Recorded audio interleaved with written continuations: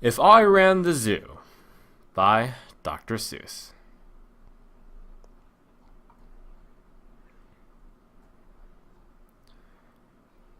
It's a pretty good zoo, said young Gerald McGrew, and the fellow who runs it seems proud of it too. But if I ran the zoo, said young Gerald McGrew, I'd make a few changes. That's just what I'd do. The lions and tigers and that kind of stuff they have up here now are not quite good enough. You see things like these in just any old zoo. They're awfully old-fashioned. I want something new.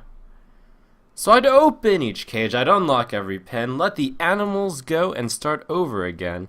And somehow or other I think I could find some beasts of a much more unusual kind.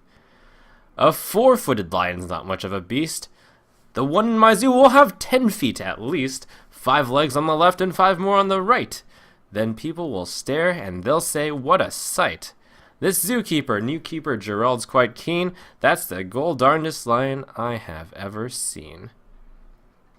My new zoo, McGrew Zoo, will make people talk. My new zoo, McGrew Zoo, will make people gawk at the strangest odd creatures that ever did walk.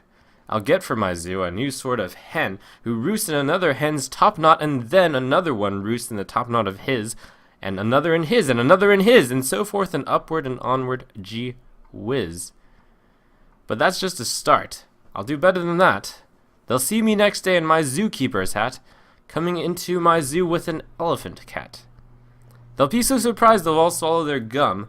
They'll ask when they see my strange animals come, where do you suppose he gets things like that from? His animals have such very odd faces, I'll bet he must hunt them in rather odd places. And that's what I'll do, said young Gerald McGrew. If you want to catch beasts you don't see every day, you have to go places quite out of the way. You have to go places no others can get to. You have to get cold, and you have to get wet, too. Up past the North Pole, where the frozen winds squeal, I'll go and I'll hunt in my Skeel-mobile, and bring back a family of what do you know? And that's how my new zoo, McGrew Zoo, will grow. I'll hunt the mountains of Zomba-Ma-Tant, with helpers who all wear their eyes at a slant, and capture a fine fluffy bird called the bustard, who only eats custard with sauce made of mustard, and also a very fine beast called the flustered, who only eats mustard with sauce made of custard. I'll catch 'em in caves, and I'll catch 'em in brooks. I'll catch 'em in crannies, I'll catch 'em in nooks.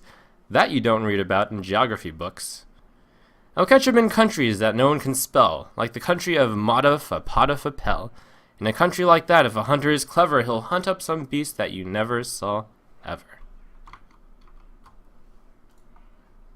I'll load up 5 boats with a family of jotes, whose feet are like cows but wear squirrel skin coats, and sit down like dogs but have voices like goats, except they can't sing the very high notes. And then I'll go down to the wilds of Nantucket and capture a family of lunks in a bucket. Then people will say, now I like that boy heaps. His new zoo, McGrew Zoo, is growing by leaps. He captures them wild and he captures them meek. He captures them slim and he captures them sleek. What do you suppose he will capture next week? I'll capture one tiny. I'll capture one cute. I'll capture a deer that no hunter would shoot. A deer that's so nice he could sleep in your bed if it weren't for those horns that he has on his head. And speaking of horns that are just a bit queer, I'll bring back a very odd family of deer. A father, a mother, 2 sisters, a brother, whose horns are connected from one to the other, whose horns are so mixed they can't tell them apart. Can't tell where they end and can't tell where they start. Each deer's mighty puzzled. He's never yet found if his horns are hers or the other way round. I'll capture them fat, and I'll capture them scrawny. I'll capture a scragglefoot mulligatawny, a high-stepping animal fast as the wind from the blistering sands of the desert of Zend. This beast is the beast that the brave chieftains ride when they want to go fast and find some place to hide. A mulligatawny is a fine for my zoo, and so is a chieftain. I'll bring one back too. In the far western part of southeast North Dakota lives a very fine animal called the iota.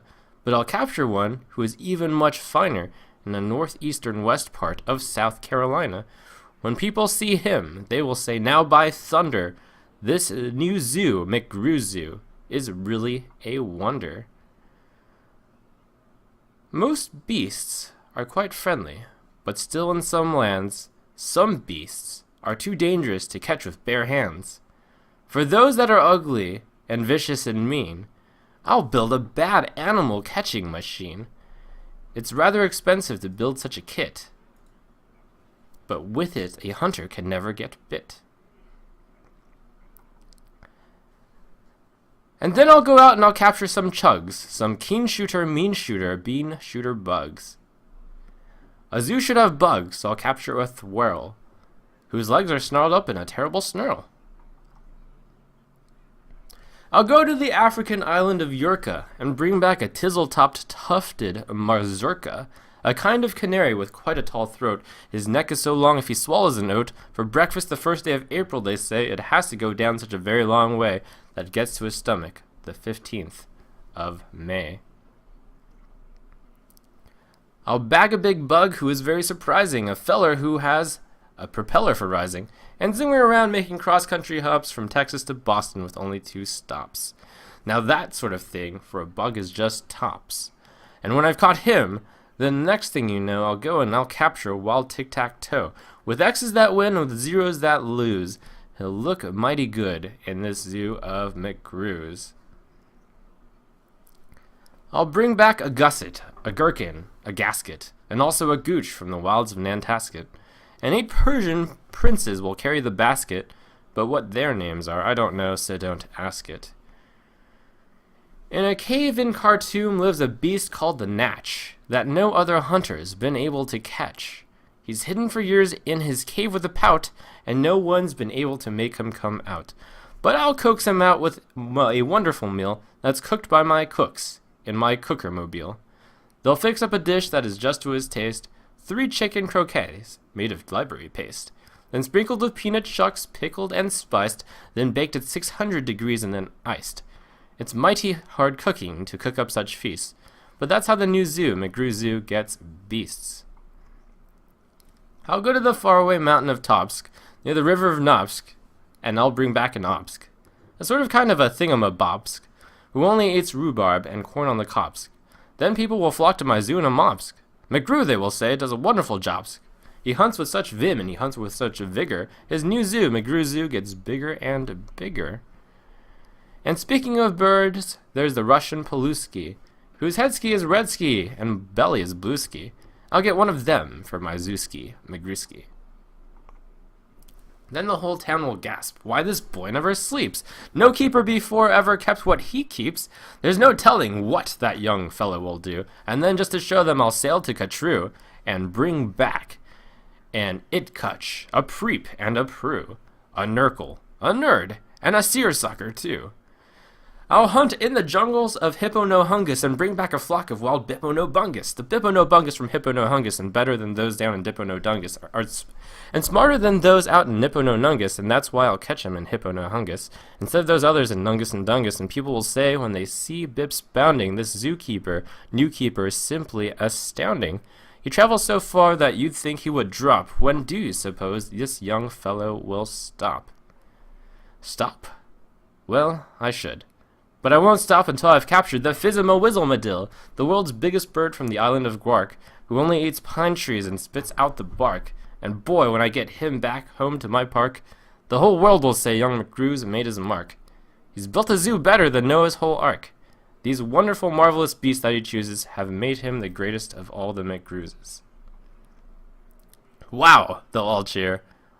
What this zoo must be worth. It's the goddarnest zoo on the face of the earth. Yes, that's what I'd do, said young Gerald McGrew. I'd make a few changes, if I ran the zoo.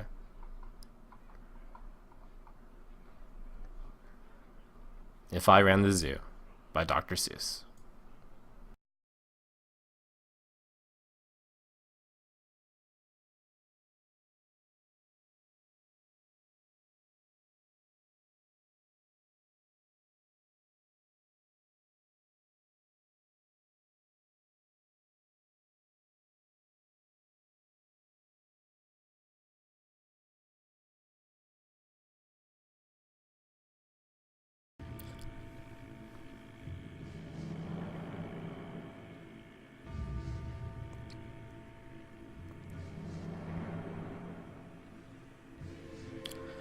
I never thought chat was essential.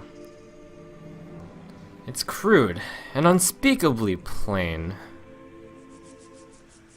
But maybe it's a glimmer of potential if it subscribes to my vision and brain.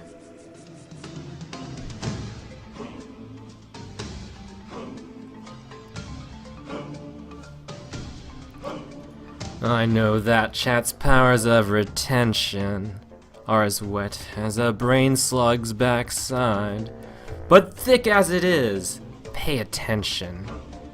My words are a matter of pride. It's clear from the Kappa expressions. The lights are not all on upstairs, but we're talking submodes implications. Even you can't be caught unawares. So prepare for the chance of a lifetime. Be prepared for sensational news. A shining new era is tiptoeing nearer. And where do we feature? Just listen to teacher. I know it sounds sordid, but you'll be rewarded when at last I am given my dues. And injustice deliciously squared. Be prepared. Yeah, be prepared. We'll be prepared. For what? For the death of the chat. Is it sick? No, fool. We're going to kill it. And spammers, too. Great idea. Who needs a chat? No chat, na na na na. Idiots! There will be a chat. But you said subs will have chat. Sub with me. And you'll never go chatless again. Yay! Alright! Long live the chat! Long live the chat! It's great that we'll soon be connected with a chat which will be all time adored. Of course, quid pro quo, you're expected to take certain duties on board. The future won't have all the legals. Well, Mets will be gone, I foresee. The point that I must emphasize is the chat will regain sanity. So prepare for the coup of the century. Be prepared for the murkiest scam. Meticulous planning, tenacity spanning, decades of denial is simply why I'll have chat undisputed, respected, saluted, and seen for the wonder it is. Yes, my teeth and ambitions are bared. Be prepared. Yes, our teeth and ambitions are bared. Be prepared.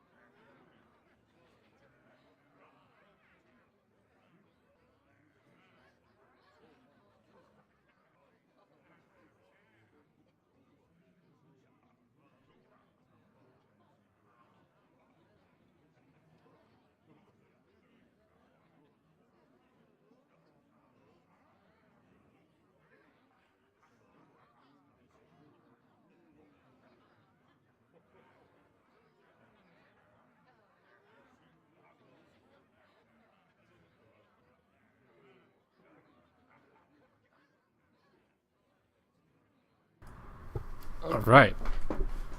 Welcome and good afternoon.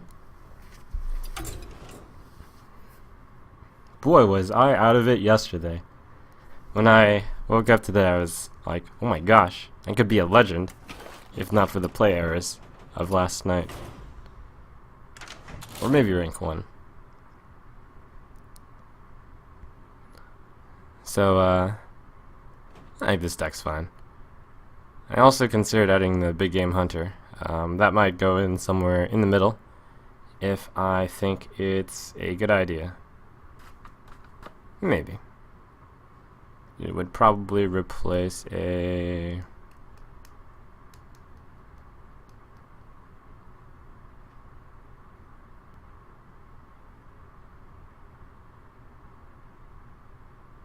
I have no idea what it would replace. Probably Mortal Coil.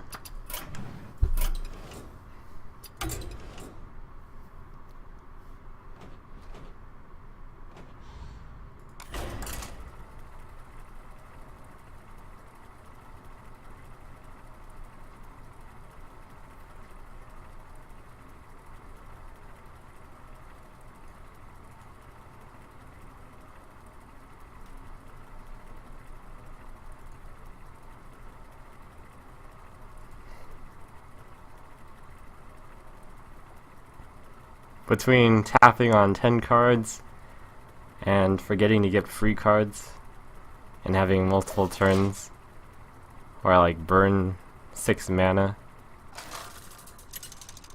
and taking too many risks and checking secrets twice, I'll do better today. For Doomhammer, your soul shall be mine. I'd considered actually running the Shaman deck today. In fact, some of the reason for running Handlock has basically been negated because Miracle Rogue wasn't that popular yesterday for whatever reason. As the metagame keeps spinning around and around. It's your goal to be one step ahead.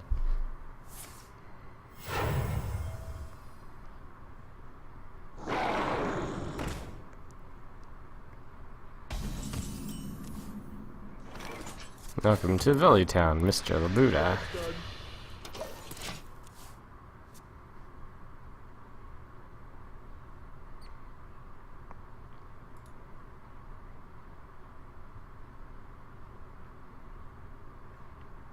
Oh, and Hung Clayton, welcome to you as well. Hooray.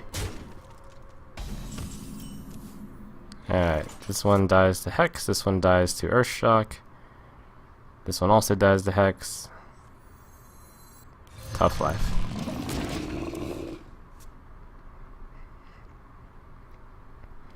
I think yesterday I was trying to reason out that Twilight Drake would be better than the Giant to play, because if he has Hex, you bait out the Hex. But on the downside, if he... Oh. Oh man. That sure was aggressive. Alright. Whoa. Wait a second. Huh. Alright.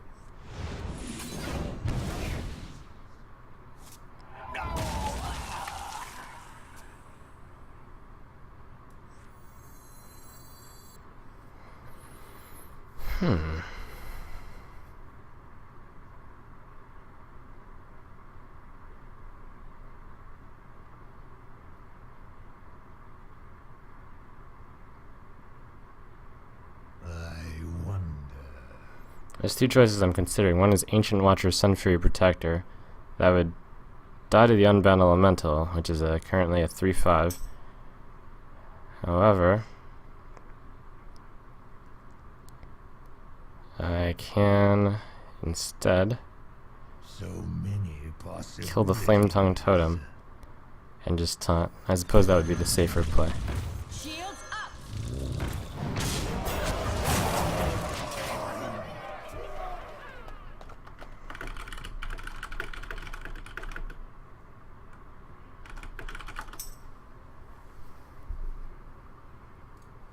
welcome not John Boy to Valley Town.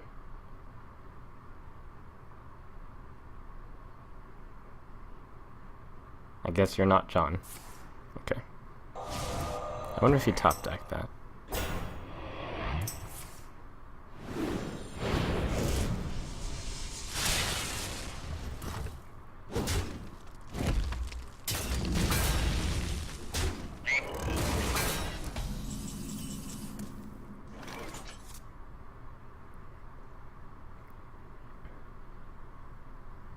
Let's see. Twilight, Sun Fury. Hopefully he doesn't have Earthshock.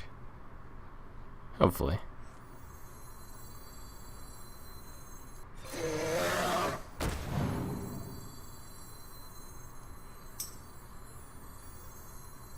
Shields, I got this.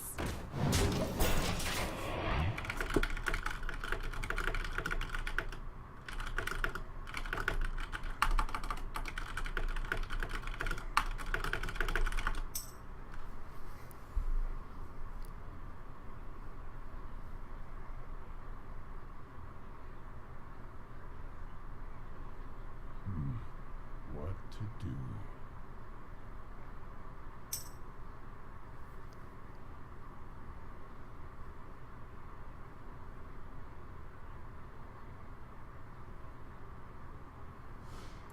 For those of you wondering what the chat's all about here, a while ago, like a few weeks ago, maybe 2 or 3 weeks, I had a series of 12 matches, and whoever won, well, 12 games, and whoever won gets $20. I happened to win 10 of them, so that's pretty sweet. Hopefully Lightning Storm does 2 to these. Hopefully. Oh, well, that's a pretty good result. This getting, okay, now it's really good. Alright. I'm betting on Red Bull, rather insane though. Ah, I traded. Okay, to stop the Molten Giants. Makes sense.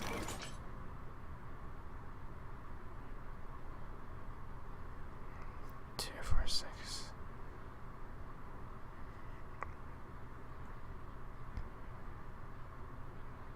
On this turn, I'll play Iron Beacon Earthen. So many possibilities. And I'll just have to hope he doesn't burst me down from 15. With 1, 2, 4 minion. It's possible, but pretty unlikely.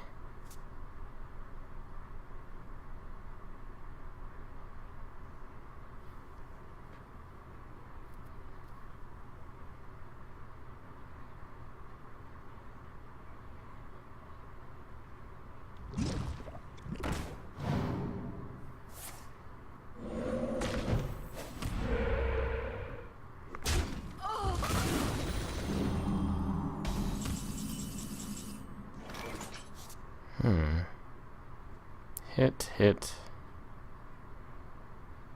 Tap. Puts me down to 6. And then I can play both of those for 3 apiece. Nice.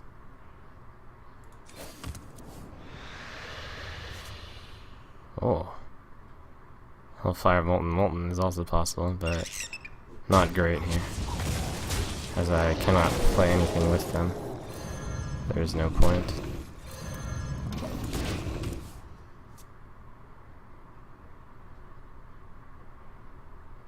It's possible I should have actually killed the ooze with my guy instead of the healing totem. In fact, I do regret that. Healing totem can't fight back. What to do? Oh man, I hope I didn't miss lethal. Oh, it was really close. Oh no, I didn't have the extra mana.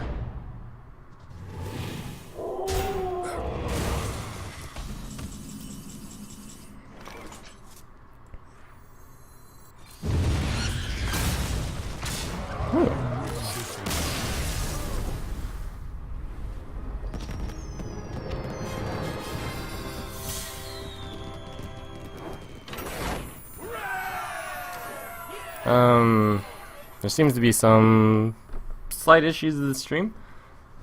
Twitch did have some issues yesterday, and like there was an announcement that today at, I believe it was midnight, 12. It said 12 p.m. or 12 a.m. and I just assumed it was midnight. They'll be doing some maintenance. Anyways. Yeah, I hope it's not too unstable.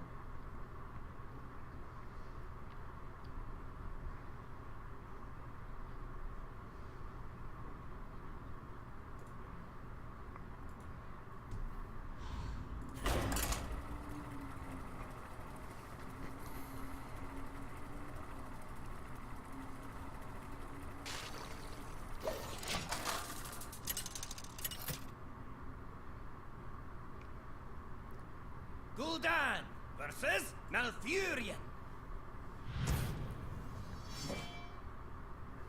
I must protect the wild.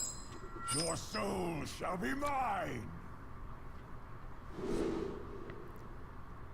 Alright, turn 4 Twilight Drake, turn 5 Faceless. It's a bit too bold considering the Twilight Drake can be silenced. Facing some high level legends. Welcome to Valley Town, Uruguay.